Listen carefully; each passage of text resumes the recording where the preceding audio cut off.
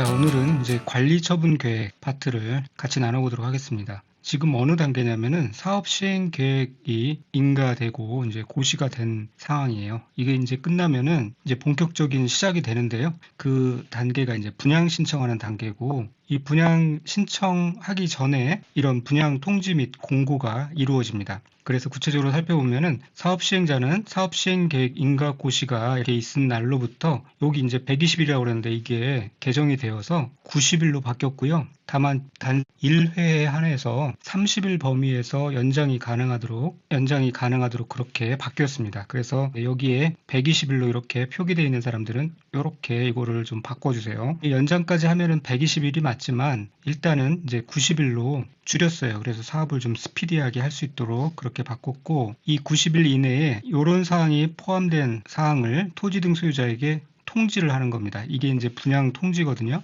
그리고 이제 거의 동시에 분양이 대상이 되는 대지 또는 건축물 내역 등을 해당 지역에서 발간되는 일간신문에 공고해야 됩니다. 그러니까 분양 통지와 분양 공고를 동시에 해야 되는데, 그러면은 이 똑같은 내용을 통지하고 공고하냐? 그건 아니에요. 이 통지라는 것은 무엇이냐면 분양 대상이 될 조합원에게 개별적으로 이렇게 통지를 하는 거예요. 1대1로. 그러니까 등기 우편으로 무슨 아파트 재건축 조합에서 분양 신청을 받으니까 언제까지 신청서를 제출해달라, 그런 식으로 이제 안내를 하는 거죠. 그러면은 그 등기 우편물을 받은 조합원은 각각 내가 분양 신청을 할 건지, 뭐 청산을 선택할 것인지, 청산이라는 것은 현금으로 보상받는 거예요. 이런 개인적인 의사 전달을 하는 거죠. 그래서 이제 개인별로 확실하게 통지를 하는 거고요. 이 공고는 말 그대로 일간신문에 이렇게 공지를 하는 거예요. 그래서 뭐 주민이나 해당 그 소유자들이 우편물을 또 못 받을 수도 있고, 뭐 몰라서 분양 신청을 못 할 수도 있는데, 그런 기회를 놓치지 않도록 그렇게 하고, 또 한편으로는 정비 사업에 대해서 그 일정과 내용 절차를 투명하게 이제 공개한다는 그런 의미도 있죠.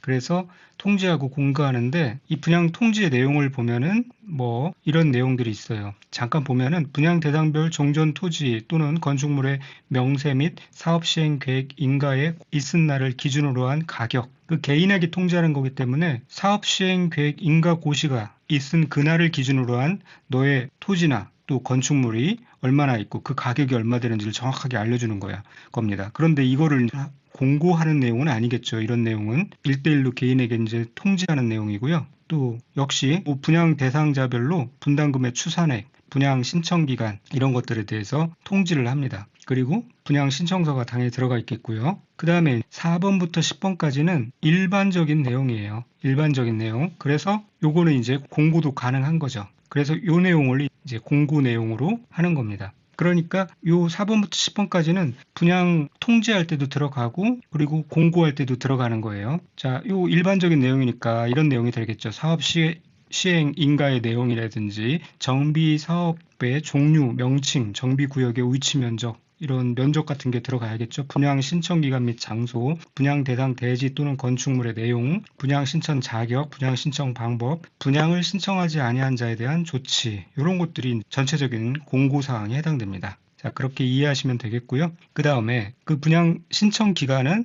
그렇게 통지한 날로부터 30일 이상 60일 이내로 해야 합니다. 그리고 이 기간은 20일 범위에 한 차례 연장할 수 있어요. 그러면 이제 또 분양을 신청하지 아니한 사람, 그러니까 뭐 안 한다고 거부 의사를 표시를 했다거나, 아니면은 분양 신청 기간 중에 분양 신청을 하지 않은 사람도 거부한 사람으로 간주하는 거죠. 이런 사람에 대한 조치는 어떻게 할 것인가? 그럼 이제 현금으로 보상을 해줘야 되는 거예요. 그것을 손실보상이라는 말로 표현을 한 건데요. 이 사업 시행자는 관리처분 계획 인가 고시된 날로부터 90일 이내에 다음 각구에서 정하는 자와 건축물 또는 그 밖의 손실보상에 관한 협의를 해야 합니다. 어떠한 자와 이 손실보상 협의를 해야 하냐면, 말씀드린 대로 분양 신청하지 않은 사람, 분양 신청 종료 이전에 분양 신청을 철회한 사람, 분양 대상자 선정일로부터 5년 이내에 투기과열지구에서 분양 신청을 할 수 없는 자, 인가된 관리처분 계획에 따라 분양 대상에서 제외된 자, 이런 자와 손실보상 협의를 해야 돼요. 손실보상 협의를 했는데도 이 협의가 성립되지 아니하는 경우 그 기간의 만료일 다음 날부터 60일 이내에 수용제기를 신청하거나 매도 청구 소송을 제기해야 합니다. 그러니까 이 정해진 이 협의 기간 내에 최대한 토지 등 소유자와 원만하게 매매 가격 등을 협의하려고 노력을 일단 해야 되죠. 그런데 그 협의가 안 되면은 이 사업 시행자는 그때부터 이 60일 내에 말하자면 수용 재결이라는 것은 강제 수단을 쓰는 거예요. 그 다음에 매도 청구 소송은 법적 절차를 밟는 거예요. 그래서 이제 이러한 강제 수용이나 매도 청구 등을 통해서 정비사업 절차의 어떤 신속한 그 진행을 하도록 하는 것이죠. 그렇다고 뭐 강제로 뺏고 그런 거 아니에요. 수용되더라도 정당한 가격을 지불하고 수용을 하는 거고, 매도 청구 소송도 정당한 가격을 주고 매도 청구가 되는 거기 때문에 한편으로는 또 토지 소유자의 권리를 보호하는 측면도 있는 겁니다. 이런 식으로 진행을 하는데, 여기서 이제 숫자가 나오니까 이게 헷갈리죠. 몇십 일 나오는데, 그래서 다시 한번 정리해 보면은 이 사업 시행 계획 인가 고시가 이게 기준이 되겠고요. 요 날부터 해서 90일 내에 분양 통지 및 공고를 합니다. 30일 범위 내에서 연장할 수 있고요. 자, 이렇게 통지 및 공고를 했고, 그 통지를 받은 사람은 어떤 특정한 분양 통지를 한 그날부터 해서 30일에서 60일 이내로 분양 신청을 실제로 합니다. 그리고 이 분양 신청 기간은 20일 범위 내에서 한 차례 연장할 수 있고요. 그 다음에 이 분양 신청을 실제로 하지 않은 사람, 이런 사람이 해당되겠는데요. 분양하지 않은 사람들에 대해서는 관리 처분 계획이 인가 고시된 다음 날부터 해서 90일 이내에 그 권리의 손실 보상에 대한 협의를 해야 되는 것이고요. 이렇게 이제 그런데 협의가 성립되지 아니하면 그 기간의 만료일 다음 날부터 60일 이내에 수용 재결 또는 매도 청구 소송을 진행합니다. 그래서 여기서 손실은 90일, 손실보상 90일이고요. 이 수용 재결, 매도 청구는 60일. 요거를 정확하게 구분해서 알고 있으면은 문제 푸는데 큰 문제가 없을 겁니다. 손실보상은 90일, 손석구죠. 손석구, 수용 60일. 자, 이렇게 알아두시고요. 자, 그 다음에 이제 관리처분 계획을 수립하는데, 이제 이때서야 요 관리처분 계획을 수립해요. 왜냐하면 이 관리처분 계획이라는 것은 이 분양 신청의 현황, 그러니까 누가 분양 신청을 했고 또 누가 안 하고 뭐 이런 현황들을 기초로 해서 관리처분 계획을 세우는 거거든요. 그래서 이 분양 신청 다음에 관리처분 계획이 들어간다는 것을 꼭 알고 있어야 됩니다. 그래서 이 부분만 이렇게 따서 4인분 관리 이렇게 암기를 했었잖아요. 순서를 잘 알고 계셔야 돼요. 이렇게 이런 사항들이 포함된 관리처분 계획을 수립해서 시장 군수 등의 인가를 받아야 됩니다. 변경, 중지, 폐지하는 경우도 똑같이 인가를 받아야 되는데,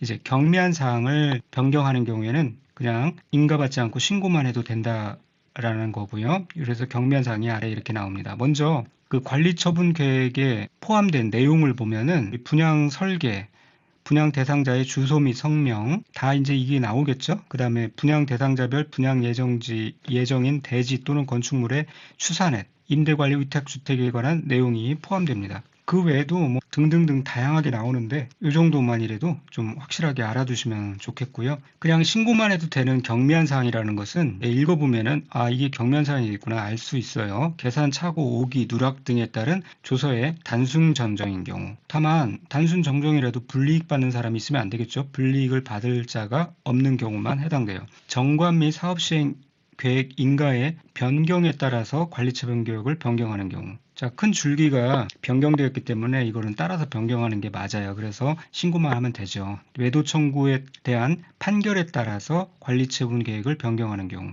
요 판결, 그 다음에 권리 의무 등 변동이 있는 경우로서 분양 설계의 변경을 수반하지 않는 경우. 변경 수반하지 않으니까 경미한 것이 되겠고, 그 다음에 주택 분양에 관한 권리를 포기하는 토지 소유자에 대한 임대주택의 공급에 따라서 관리처분 계획을 변경하는 경우, 이런 경우 이제 경미한 사항의 변경에 해당돼서 신고만 하면 됩니다. 그리고 이제 이 관리처분 계획의 내용은 이러한 기준에 의해서 이제 관리처분 계획의 내용이 작성되는데요. 먼저 그 기준은 종전의 토지, 건축물의 면적, 이용 상황, 환경, 그 밖의 사항을 종합적으로 고려해서 대지 또는 건축물이 균형 있게 분양 신청자에게 배분되고 합리적으로 이용될 수 있도록 그렇게 하고, 요 부분 도시개발법의 환지 처분과 비슷하죠. 증감 환권, 그러니까 지나치게 좁거나 넓은 토지 또는 건축물을 넓히거나 좁혀 대지 또는 건축물이 적정 규모가 되도록 이렇게 증환권, 관권 감안권을 행사할 수 있고요. 그 다음에 또 너무 좁은 토지나 건축물 이런 경우는 분할된 토지를 취득한 자에게 이런 경우는 쓸모없는 땅이 되어서 차라리 이런 것들은 이제 분할된 토지를 취득한 자에게 현금으로 청산하도록 하는 게 낫죠. 그런 이제 현금 청산, 또 재해 또는 위생상의 위해를 방지하기 위해서 토지의 규모를 조정할 필요가 있는 때에는 너무 좁은 토지를 넓혀서 토지를 가름하여 보상을 하거나 공유 지분을 교부할 수 있도록 그런 조치를 취하고요. 또 분양 설계에는 이제 분양 신청 기간이 만료한 날을 기준으로 그 다음에 이제 결국은 주택을 공급을 하는데 그 주택 공급은 원칙이 1주택 원칙이에요. 그래서 1세대 또는 한 명이 하나 이상의 주택 또는 토지를 소유한 경우에 1주택을 공급하는 거예요. 같은 세대에 속하지 않은 두 명이 1주택 또는 1토지를 공유한 경우에도 한 주택만 공급을 합니다. 다만 그런데 이런 예외가 있는 거예요. 첫째는 소유한 주택 수만큼 공급하는 경우도 있다라는 겁니다. 첫 번째는 과밀 억제 권역에 위치하지 아니한 재건축 사업의 토지 등 소유자, 그 다음에 근로자 숙소, 기숙사 용도로 주택을 소유하고 있는 토지 등 소유자, 국가자치단체 및 토지주택공사 이런 경우는 이제 소유한 주택 수만큼 공급할 수 있고 또 어떤 경우는 2주택을 공급할 수도 있어요. 자, 분양 대상자별 종전의 토지 또는 건축물의 명세 및 사업 시행 계획 인가가 고시가 있는 날을 기준으로 한 가격의 범위. 가격이 예를 들어서 100억이다. 엄청나게 높아요. 그런데 한 채만 줄 수는 없겠죠. 혹은 종전주택의 주거 전용 면적의 범위에서 2주택을 공급할 수 있는데 종전주택이 만약에 평수가 200평이에요. 한 채만 줘서는 안 되겠죠. 자, 이런 경우 2주택을 공급할 수 있는데 그런데 단서가 있습니다. 그중 한 주택은 주거 전용 면적을 60제곱미터 이하로 그렇게 공급을 하고요. 그리고 이 주택은 이전 고시일 다음 날부터 3년이 지나기 전에는 주택을 전매하거나 전매를 알선할 수 없도록 그렇게 하고 있습니다. 그렇게 2주택을 공급할 수도 있고 또 어떤 경우 3주택 공급할 수도 있어요. 과밀 억제 권역에 위치한 재건축 사업의 경우에는 토지 등 소유자가 소유한 주택 수입 범위에서 3주택까지 공급할 수 있습니다. 다만 조정 대상 지역에서 사업 시행 인가를 신청하는 재건축 사업의 경우는 그러하지 아니합니다. 자, 그러니까 좀 복잡하지만 여기 과밀 억제 권역이 존재하고 그 다음에 투기 과열 지구나 조정 대상 지역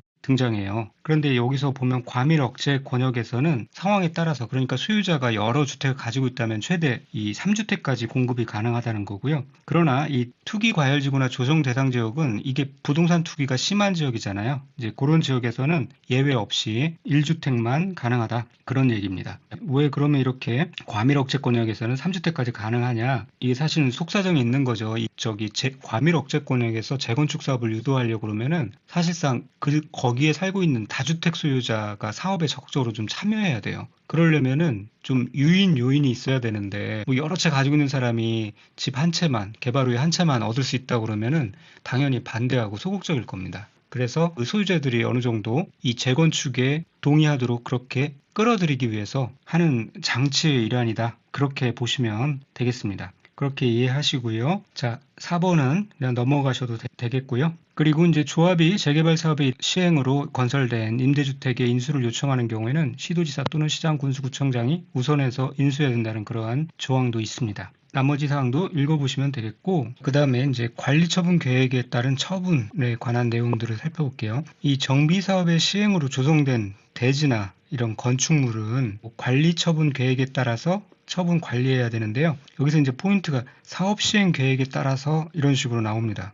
그러면 이거는 이제 틀린 거라고 생각하셔야 되고요. 관리 처분 계획인데 이 사업 시행 계획이라는 것은 어떻게 건설할 것인가. 그래서 뭐 시공, 사업 추진 계획 이런 것들의 내용이잖아요. 이 관리 처분 계획은 어떤 거냐면 누가 어떤 권리를 받고 또 얼마나 부담하거나 보상을 받을 것인가 뭐 그런 거예요. 그래서 이 정비사업으로 만들어진 대지나 건축물은 관리 처분 계획에 따른 내용대로 처분되어야 된다. 즉 분양되거나 청산되어야 된다. 이것이 이제 여기서는 이제 포인트가 되겠고요. 이제 밑에 내용도 정비사업으로 시행된 건설된 건축물은 인가받은 관리처분 계획에 따라 토지 등 소유자에게 공급하여야 합니다. 자, 밑에는 읽어보겠고, 자, 1번도 이제 충분히 읽으면 이해될 수 있는 내용이고요. 요거 2번 국토교통부 장관, 시도지사, 시장, 군수, 구청장 또는 토지주택공사 등은 조합이 요청하는 경우 재개발 사업의 시행으로 건설된 임대주택을 인수해야 된다. 여기서 좀 치사하지만 재개발이 아니라 재건축으로 이렇게 나올 수가 있어요. 옆에 이런 식으로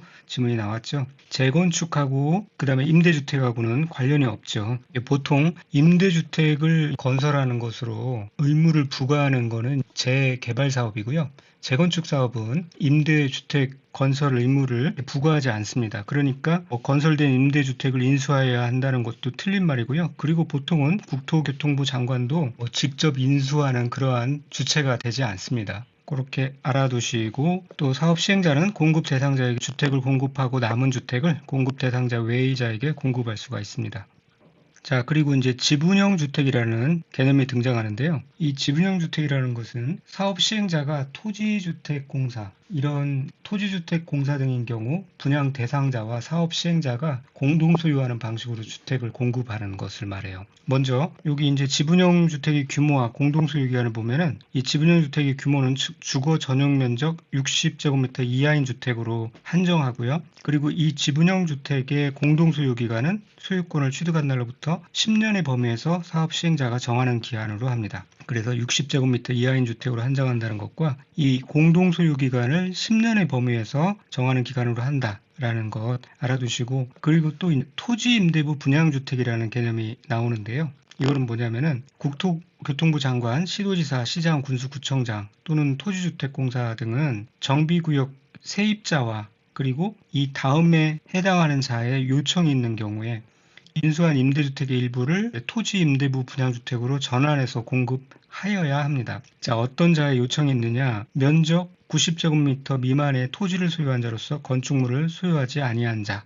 그 다음에 바닥 면적 40제곱미터 미만의 사실상 주거를 위해서 사용하는 건축물을 소유한 자로서 토지를 소유하지 아니한 자. 이런 자의 요청이 있을 때는 토지 임대부 분양주택으로 전환해서 공급하여야 합니다. 자, 우선 이 토지 임대부 분양주택이라는 것은 이 건물만, 그러니까 주택만 분양받고 토지는 공공이 소유해서 건물 소유자에게 장기간 임대하는 그런 제도예요. 그러니까 주택을 구입하는 사람 입장에서는 땅값이 비싼데 그런 땅값을 제외하고 건물분만 이제 구입할 수 있으니까 그래도 좀 비교적 저렴하게 내 집을 마련할 수가 있잖아요. 이제 그런 제도를 토지 임대부 분양주택이라고 하고요. 이렇게 토지 임대부 분양주택으로 공급받을 수 있는 사람이 이 세입자이거나 그 다음에 면적이 90제곱미터 미만의 토지, 그러니까 아주 적은 토지를 소유한 자, 그 다음에 바닥 면적이 40제곱미터 미만의 건축물을 소유한 자, 그러니까 아주 작은 면적의 건물을 갖고 있는 그런 사람들을 보호하기 위해서 그런 거예요.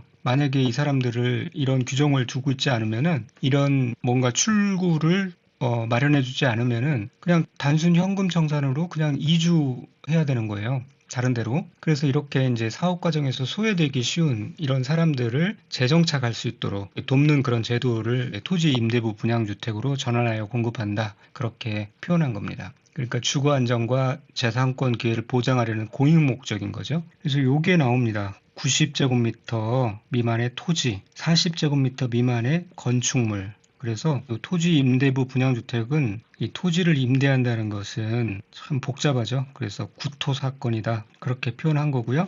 그렇게도 암기를 해주시면 좋겠습니다. 구토사건. 그리고 당연히 이 종전의 토지 또는 건축물의 소유자, 지상권자, 전세권자, 임차권자 등 권리자는 관리처분계획 인가에 고시가 있을 때에는 이전 고시가 있는 날까지 종전의 토지나 건축물 등을 사용 수익할 수 없습니다. 다만 동의를 받은 경우는, 사업 시행자의 동의를 받은 경우는, 그리고 손실보상이 완료되지 않은 경우에는 사용하거나 수익할 수가 있습니다. 자, 내용을 이해하면은 당연한 내용입니다. 왜냐하면은 그 관리처분 계획 인가가 떨어지면은 뭐 어떤 사람이 새 건물을 분양받을지 언제 철거가 이루어질지 법적으로 확정되는 거예요. 그래서 그런데 이 상태에서 계속 종전 건물을 사용 수익하면은 공사가 철거 공사도 지연될 거고요. 안전 문제 등 여러 가지 발생할 우려가 있는 거죠. 그래서 이제 그 토지나 건축물을 사용 수익할 수 없게 하는 겁니다. 자, 이렇게 된 다음에 이제 드디어 공사가 착수하게 되는데요. 이 공사 착수라는 것은 뭐냐면 먼저 건축물을 철거하고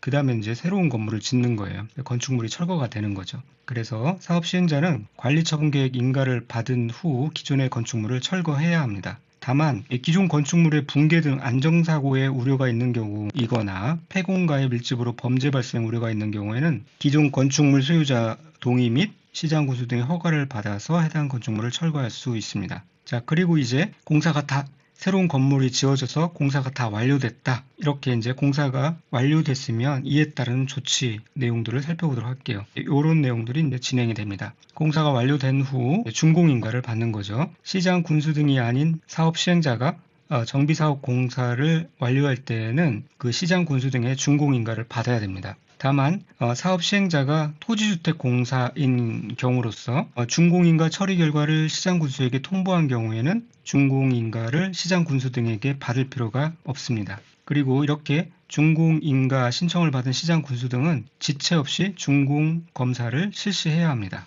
그리고 다른 행정기관 등의 준공검사 실시를 의뢰할 수도 있고요. 그리고 경우에 따라서 이 시장군수 등은 준공인가를 하기 전이라도 이 완공된 건축물의 사용에 지장이 없는 경우에는 입주 예정자가 완공된 건축물을 사용할 수 있도록 사업 시행자에게 허가할 수 있습니다. 즉 그러니까 준공인가를 하기 전이라도 실내 공사가 마무리된 아파트가 있다, 거주에 문제가 없다. 그럴 때는 입주 예정자가 일부 층에 먼저 들어가서 사용할 수 있다라고 승인해 주는 거고요. 상가도 마찬가지죠. 상하수도, 전기, 소방 다 완성됐어요. 그리고 안전에도 문제가 없다라고 판단하는 경우에는 준공인가 하기 전이라도 먼저 영업 개시를 할 수 있도록 해줄 수 있다라는 얘기예요. 그리고 이 시장 군수 등이 사용 허가를 하는 때에는 이 동별, 세별 또는 구획별로 사용 허가를 할 수가 있는 것이고요. 자, 그리고 이렇게 이제 준공인가를 하게 되면은 정비구역이 해제되는데요. 더 이상 이제 정비구역으로 해야 할 일들이 다 남아있지 않기 때문에 다 끝났기 때문에 이제 해제를 하는 거예요. 이 준공인가 고시가 있은 날, 다음 날에 해제된 것으로 봅니다. 이렇게 해제되었지만 이 경우 지방자치단체는 해당 지역을 지구단위 계획으로 관리를 해야 되고요. 이렇게 위에 따른 정비구역의 해제는 이 조합의 존속에는 영향을 주지 아니합니다. 그러니까 조합은 계속 존재할 수가 있어요. 그런데 여기서 관리처분 계획을 수립하는 경우에는 이전고시가 있은 때를 말한다. 자, 이 내용이 무슨 내용인지 헷갈리죠? 자, 일반적으로는 정비사업에서 준공인가고시가 있으면 사업이 완료되었다고 보고 그 정비구역이 해제되는 게 맞아요. 준공인가의 고시가 있은 날, 다음 날에 해제된 것으로 봅니다. 그런데 이 재개발이나 재건축 같은 경우 관리처분 계획을 수립해서 정비사업을 진행하는 경우가 많잖아요. 이 경우에는 새 건축물로 소유권이 이전되는 그런 그 시점이 관리처분 계획이 인가되고 그 이전 고시가 될 때, 그러니까 관리처분 계획이 인가되고 그리고 나서 이전 고시가 되는데 이때 종전 토지 건축물에서 새 건축물로 권리가 공식적으로 넘어가요.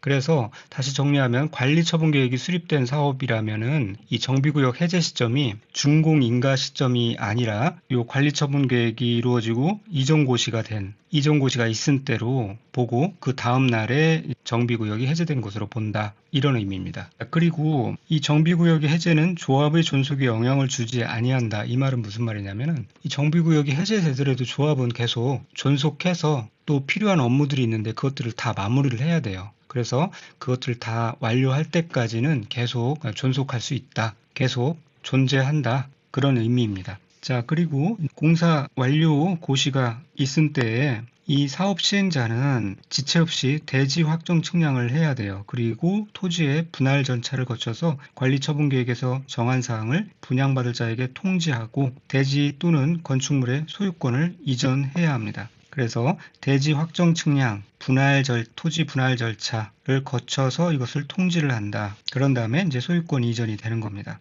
다만 또 정비사업의 효율적인 추진을 위해서 필요한 경우에는 해당 정비사업에 관한 공사가 전부 완료되기 전이라도 완공된 부분은 준공인가를 받아 대지 또는 건축물별로 분양받을 자에게 소유권을 이전할 수 있고요. 그리고 사업 시행자는 대지 및 건축물의 소유권을 이전하려는 때는 그 내용을 해당 지방자치단체의 공보에 고시한 후 시장 군수 등에 보고해야 되고 이 경우 대지 또는 건축물을 분양받을 자는 고시가 있은 날의 다음 날에 그 대지 또는 건축물의 소유권을 취득하게 됩니다. 자, 4번은 이제 건너뛰면 되겠고요. 그리고 이제 정비사업에 관해서 이전 고시가 있은 날부터 최종 등기가 있을 때까지 저당권 등의 다른 등기를 하지 못하게 그렇게 합니다. 재산권을 보호하기 위해서 그런 거고요. 그 다음에 이제 청산금에 대한 내용을 살펴보도록 할게요. 이 사업 시행자는 정관 등에서 분할 징수 및 분할 지급을 정하고 있거나 총회의결을 거쳐서 따로 정한 경우에는, 그러니까 뭐 돈을 받든 혹은 돈을 지급하든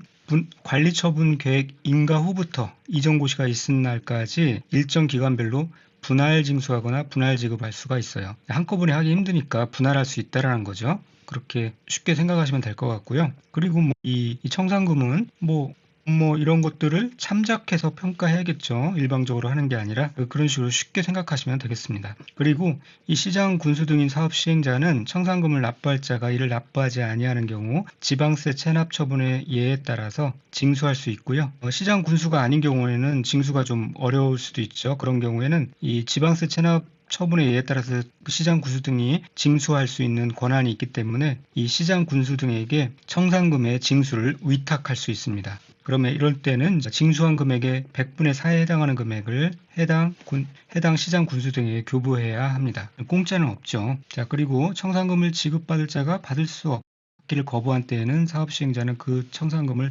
공탁할 수도 있고요. 자, 그 다음에 주변 파트에서 그래도 가장 많이 시험에 나온 것이 이 청산금의 소멸시효죠. 청산금을 지급받을 권리 또는 이를 징수할 권리는 소유권 이전 고시일의 다음 날부터 5년간 행사하지 않으면 소멸합니다. 5년 내에 받을 거 받고 줄 거 주라는 거예요. 5년이 지나버리면 이제 받거나 또는 거둬들일 수 없다. 그런 말입니다. 이 정비법에서는 청산금으로 다하고 그렇게 나와 있고요. 그 다음에 이 도시개발법의 도시개발 채권은 소멸시효가 원호가 자이아파트 사라 그래서 원금은 5년, 이자는 2년이었죠. 그 다음에 이 정비구역에 있는 토지 또는 건축물에 저당권을 설정한 자가 있었는데 그 돈을 못 받고 있어요. 이런 때는 이 사업 시행자가 저당권이 설정된 토지 또는 건축물의 소유자에게 청산금을 돈을 줄 때 그때 중간에서 압류 절차를 거쳐서 저당권을 행사해서 돈을 받아가는 거죠. 그렇게 할 수 있도록 조치하고 있습니다. 자, 그 다음에 이제 4절 마지막 파트를 보도록 할게요. 이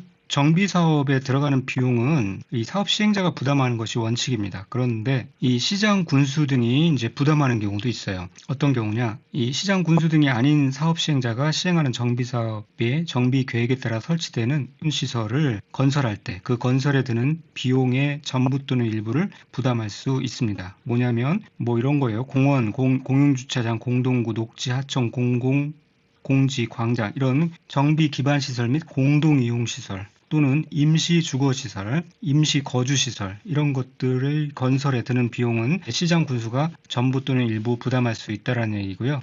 비용의 조달 부분 한번 읽어보시면 되겠고 이 공동구를 설치하는 경우 그 공동구에 수용될 시설을 설치할 의무가 있는 자에게 이 공동구에 설치에 드는 비용을 부담시킬 수 있다. 그런 정도 알아두시면 되겠고 나머지는 이제 중요한 부분은 아니니까 한번 쭉 읽어보시면 되겠습니다. 그리고 정비구역의 국유, 공유재산은 정비사업 외의 목적으로 매각되거나 양도될 수 없겠죠. 그리고 정비구역의 국유, 공유재산은 관련 법규에도 불구하고 사업 시행자 또는 점유자, 사용자에게 다른 사람에게 우선하여 수익계약으로 매각 또는 임대될 수도 있습니다. 자, 그런 정도 알아두시고 정비사업 전문 관리업도 한번 보시는 걸로 끝내고요. 이제 도시 및 정비법은 이것으로 마치는데 제가 강조한 부분 꼭 외워야 되겠다는 부분 위주로 그것을 더 여러 번 반복해서 학습하시고 이 내용이 너무나 방대하기 때문에 전부 다 학습한다 그런 생각으로 공부하시면 절대 안 됩니다.